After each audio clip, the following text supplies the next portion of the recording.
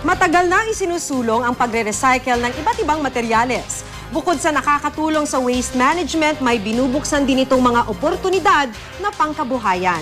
Tunay ngang swak sa mga malikhain ng recycling, konting puhunan lang at imahinasyon, marami nang pwedeng pagkakitaan gamit ang bagay na patapon. Makibalita tayo kay Mark Zambrano.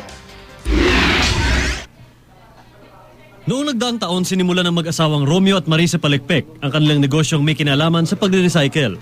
Ang kanilang puhunan, 10 pisong halaga ng dyaryo at magazine na binili sa isang junk shop.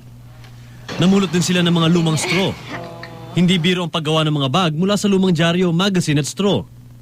Unang bibilugin ng mga nagupit na dyaryo o magazine gamit ang tingting, saka ito masusing hahabiin na parang banig. Inaabot ng 2 oras ang pagbuo ng isang bag. Naibebenta ang isang bag na gawa sa dyaryo sa halagang 120 piso. 300 piso naman sa kada piraso ng bag na yari sa straw. Nakakatulong po sa amin, ma'am, kasi po bukod sa trabaho ko dito, kulang po. Kaya nung gumawa po kami ng ganito, malaking tulong po sa amin. Minsan nagigipit din dito nang gagaling yung mga iba. Gumagawa rin sila ng mga jar, sombrero at iba-iba pang display sa bahay at opisina. Sa isang lugar sa Alamino City Hall nila dinidisplay ang kanilang mga produkto.